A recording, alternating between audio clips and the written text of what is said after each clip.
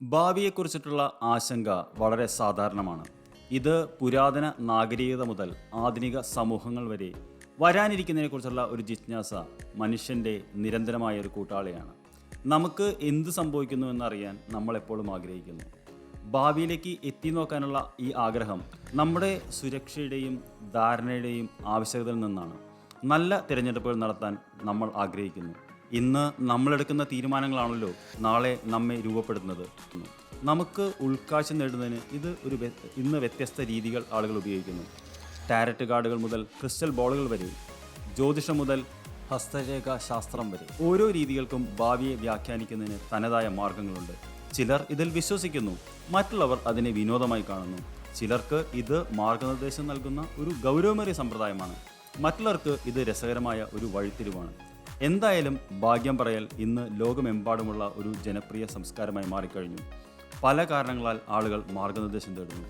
ചിലർ ജീവിതത്തെ വലിയ ചോദ്യങ്ങൾ അറിയാനായി ഭാവിയെ ആശ്രയിക്കുന്നു, പ്രത്യേകിച്ച് അനിശ്ചിതമായ കാലങ്ങളിൽ ആശ്വാസത്തിനായി. ചിലർ പ്രണയത്തെക്കുറിച്ച് അറിയാൻ ആഗ്രഹിക്കുന്നു. മറ്റു ചിലർ അവരുടെ കരിയറിനെ കുറിച്ച് അറിയാൻ ആഗ്രഹിക്കുന്നു. പ്രൊഫഷണൽ അഭിലാഷങ്ങളും തൊഴിൽ സാധ്യതകളും ഭാഗ്യം പറയുന്നതിലൂടെ പലപ്പോഴും പര്യവേഷണം ചെയ്യപ്പെടുന്നു. മറ്റുള്ളവർക്ക് ആരോഗ്യത്തെക്കുറിച്ച് ആശങ്കകളുണ്ടാകാം. കാരണം എന്തുതന്നെയായാലും ഭാവി അറിയാനുള്ള ആഗ്രഹം ഒരു മനുഷ്യ അനുഭവമാണ്. ഇത് നമ്മുടെ സഹജമായ ജിജ്ഞാസയുടെയും നമ്മുടെ വിധി മനസ്സിലാക്കുന്നതിനും നിയന്ത്രിക്കുന്നതിനുമുള്ള നമ്മുടെ ശാശ്വതമായ അന്വേഷണത്തിൻ്റെ തെളിവാണ്. ഫോർച്യൂൺ പറയലിന് പുരാതനമായ വേരുകളുണ്ടെന്നറിയാമല്ലോ. ആയിരക്കണക്കിന് വർഷങ്ങൾക്ക് നീണ്ടു നിൽക്കുന്ന ഒരു ചരിത്രം അതിനുണ്ട്. പുരാതന ചൈന, ഈജിപ്ത്, മെസൊപ്പൊട്ടാമിയ, ഇന്ത്യ എന്നിവിടങ്ങളിൽ ഇത് നിലനിന്നതിന് തെളിവുകളുണ്ട്. അത് അവരുടെ സംസ്കാരങ്ങളിൽ വലിയ പങ്ക് വഹിച്ചിട്ടുണ്ട്. ഇത് ആദ്യകാല നാഗരികതകളെ, പ്രത്യേകിച്ച് വിധിയിലും ശാശ്വതമായ വിശ്വാസങ്ങളെയും പുലർത്തിയിരുന്നുവെന്ന് നാം മനസ്സിലാക്കുന്നു. പലപ്പോഴും ദൈവത്തിൽ നിന്നുള്ള മാർഗനിർദ്ദേശമായിട്ടാണ് ഫോർച്യൂൺ ടെല്ലിങ്ങിനെ കണ്ടിരുന്നത്. പുരാതന ചൈനയിൽ ആളുകൾ ഓറക്കിൾ അസ്ഥികൾ ഉപയോഗിച്ചിരുന്നു. അവ മൃഗങ്ങളുടെ അസ്ഥികളോ കടലാമകളോ ആയിരുന്നു.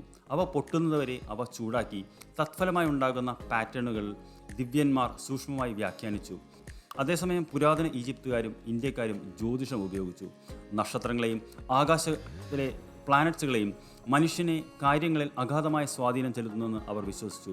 ദൈവങ്ങളുടെ ഇഷ്ടം വെളിപ്പെടുത്താൻ ജ്യോതിഷത്തിന് കഴിയുമെന്ന് അവർ അന്ന് വിശ്വസിച്ചിരുന്നു. പ്രത്യേകിച്ച് മെസൊപ്പൊട്ടാമിയയിൽ പ്രകൃതി പ്രതിഭാസങ്ങൾ നിരീക്ഷിച്ചും ചുറ്റുമുള്ള പരിതസ്ഥിതിയിൽ ദൈവത്തിൽ നിന്നുള്ള അടയാളങ്ങൾ വ്യാഖ്യാനിച്ചും അവർ ഭാവികഥനങ്ങൾ നടത്തിയിരുന്നു. കാലക്രമേണ ഭാഗ്യം പറയുന്നതിനുള്ള വ്യത്യസ്തമായ രീതികൾ ഉയർന്നു വന്നു. ഓരോന്നിനും അതുല്യമായ ഉപകരണങ്ങളും സാങ്കേതികതകളും ഇന്നുണ്ട്. ചിലർ ഇൻറ്റ്യൂഷനെ ആശ്രയിക്കുന്നു, മറ്റുള്ളവർ സങ്കീർണമായ ചില സംവിധാനങ്ങളെ ആശ്രയിക്കുന്നു. ഉദാഹരണത്തിന് ടാരറ്റ് കാർഡുകൾ ഒരു ജനപ്രിയ രീതിയാണ്. ജ്യോതിഷമാണ് മറ്റൊരു പ്രധാന രീതി. ഇത് ജനന സമയത്ത് നമ്മുടെ പ്ലാനറ്റ്സിൻ്റെ സ്ഥാനം ഉപയോഗിക്കുന്നു. ഇത് ഒരു ജനന സമയത്തെ ചാർട്ട് സൃഷ്ടിക്കുന്നു. ഒരു വ്യക്തിത്വത്തെ വിശകലനം ചെയ്യാനും ഭാവി പ്രവണതകൾ പ്രവചിക്കുന്നതിനും ജ്യോതിഷികൾ ഈ ചാർട്ട് ഉപയോഗിക്കുന്നു. പ്രസിദ്ധമായ ഭാഗ്യം പറയുന്നവരെ കൊണ്ട് ചരിത്രം നിറഞ്ഞിരിക്കുന്നു. ഈ വ്യക്തികൾ ശാശ്വതമായ സ്വാധീനം ചെലുത്തിയിട്ടുണ്ട്. അവരുടെ ഉൾക്കാഴ്ചകളും പ്രവചനങ്ങളും ഉപയോഗിച്ച് അവർ പല ആചാരങ്ങളെയും രൂപപ്പെടുത്തിയിട്ടുണ്ട്. ഉദാഹരണത്തിന് നോസ്ട്രാമസ്. അദ്ദേഹം ഒരു ഫ്രഞ്ച് ജ്യോതിഷിയായിരുന്നു. ലെസ് പ്രൊഫറ്റീസ് എന്ന പുസ്തകത്തിലൂടെയാണ് അദ്ദേഹം അറിയപ്പെടുന്നത്. അദ്ദേഹത്തിൻ്റെ നിഗൂഢമായ പ്രവചനങ്ങൾ ആളുകളെ ആകർഷിക്കുന്നത് ഇന്നും തുടരുന്നു. നോസ്ട്രാഡാമസ് എന്നറിയപ്പെടുന്ന മിഷേൽ ഡി നോസ്ട്രാഡാമസിന് പ്രധാന ലോകസംഭവങ്ങൾ പ്രവചിച്ചതിൻ്റെ ബഹുമതിയുണ്ട്. ഇത് പണ്ഡിതന്മാർക്ക് തർക്കമാണെങ്കിലും ആധുനിക ലോകത്തും ശാസ്ത്ര സാങ്കേതിക പുരോഗതിയിൽ ദ്രുതഗതമായ പുരോഗതി ഉണ്ടായിട്ടും ഭാഗ്യം പറയൽ ലോകമെമ്പാടുമുള്ള ഒരു ജനപ്രിയ സംസ്കാരമായി ഇന്നും തുടരുന്നു. ജീവിതത്തിൻ്റെ എല്ലാ തുറകളിൽ നിന്നുമുള്ള ആളുകൾ ഭാവിയെക്കുറിച്ചുള്ള ഉൾക്കാഴ്ചകൾ നേടാനോ അല്ലെങ്കിൽ അവരുടെ സമ്മർദ്ദകരമായ ചോദ്യങ്ങൾക്ക് ഉത്തരം കണ്ടെത്താനോ ഉള്ള പ്രതീക്ഷയിൽ ഭാഗ്യം പറയുന്നതിൽ നിന്ന് ഇന്നും മാർഗനിർദ്ദേശങ്ങൾ തേടുന്നു. തലമുറകളിലൂടെ കൈമാറ്റം ചെയ്യപ്പെട്ട അതിൻ്റെ പഴക്കമുള്ള പാരമ്പര്യങ്ങളിൽ പലരും ആശ്വാസം കണ്ടെത്തുന്നു. ഭാഗ്യം പറയുന്നതിൽ ഉപയോഗിക്കുന്ന ആചാരങ്ങളും ചിഹ്നങ്ങളും ഭൂതകാലവുമായുള്ള തുടർച്ചയും ബന്ധവും നൽകുന്നു. ഇത് നമ്മേക്കാൾ വലുതായ ഒരു ബന്ധം നമുക്ക് നൽകുന്നു. നിഗൂഢവും അജ്ഞാതവുമായ ഒരു ലിങ്ക്. ഇന്ന് നമുക്ക് ശാന്തമായ പൂന്തോട്ടങ്ങൾ മുതൽ നിഗൂഢവും മെഴുകുതിരി കത്തിച്ചു വെച്ചതുമായ മുറികൾ വരെ വിവിധ ക്രമീകരണങ്ങളിൽ നിന്ന് നിങ്ങൾക്ക് ഭാഗ്യം പറയുന്നവരെ കണ്ടെത്താൻ കഴിയും.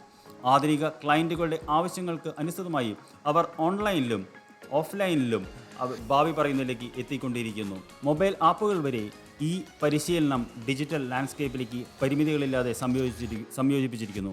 പുതിയ പ്ലാറ്റ്ഫോമിലേക്ക് ആളുകളെ അവരുടെ സ്വന്തം വീട്ടിലെ സുഖസൗകര്യങ്ങളിൽ നിന്നും ഭാഗ്യം തേടുന്ന സേവനങ്ങൾ ആക്സസ് ചെയ്യാൻ അനുവദിക്കുന്നു. ഈ നിലനിൽക്കുന്ന ജനപ്രീതി അർത്ഥത്തിനും ധാരണയ്ക്കും വേണ്ടിയുള്ള മനുഷ്യൻ്റെ ആഗ്രഹത്തെക്കുറിച്ച് സംസാരിക്കുന്നു. തിരക്കേറിയ ഒരു ഔട്ട്ഡോർ ഇവന്റിലോ ചരിത്രപരമായ കെട്ടിടത്തിലോ ആകട്ടെ, ആളുകൾ ഭാഗ്യം പറയുന്നവർ നൽകുന്ന ജ്ഞാനവും മാർഗനിർദ്ദേശവും തുടരുന്നു. വിനോദത്തിനും ചൂഷണത്തിനുമിടയിൽ ഒരു വിമർശനാത്മക കണ്ണോടെ ഭാഗ്യം പറയലിനെ സമീപിക്കേണ്ടത് പ്രധാനമാണ്. പല പ്രാക്ടീഷണർമാരും യഥാർത്ഥമാണെങ്കിലും ചിലർ ആളുകളുടെ പരാധീനതകളെ ചൂഷണം ചെയ്തേക്കാം. ധാർമ്മികമായ പരിഗണനകൾ നിർണായകമാണ്. പ്രശസ്തരായ പരിശീലകരെ തേടുക. ഫലം ഉറപ്പു നൽകുന്ന ആരോടും ജാഗ്രത പുലർത്തുക. ഓർക്കുക, ഭാവി ഒരിക്കലും ഒരു കല്ലിൽ സ്ഥാപിച്ചിട്ടില്ല. വ്യക്തിപരമായ ഉത്തരവാദിത്തത്തിന് പകരമായിട്ടില്ല. സ്വയം പ്രതിഫലനത്തിനുള്ള ഒരു ഉപകരണമായി ഭാഗ്യം പറയൽ ഉപയോഗിക്കുക. വ്യക്തിപരമായ ഉത്തരവാദിത്തം ഏറ്റെടുക്കൽ ആത്യന്തികമായി ഭാവി രൂപപ്പെടുന്നതിന് നമ്മുടെ തിരഞ്ഞെടുപ്പുകൾക്കും പ്രവർത്തനങ്ങളുമാണ്. ഭാഗ്യം പറയൽ വ്യക്തികളെ ശാസ്ത്രീകരിക്കണം. സ്വന്തം തീരുമാനങ്ങളെടുക്കാൻ അത് അവരെ പ്രോത്സാഹിപ്പിക്കണം. സമ്പൂർണ്ണ സത്യമല്ല, മാർഗനിർദ്ദേശത്തിൻ്റെ ഉറവിടമായി ഭാഗ്യം പറയൽ കാണുക. ജീവിതത്തിൻ്റെ രഹസ്യം ഉൾക്കൊള്ളുക. ഓർക്കുക, നിങ്ങളുടെ സ്വന്തം വിധി സൃഷ്ടിക്കാനുള്ള ശക്തി നിങ്ങളിലുണ്ട്. Thank you very much.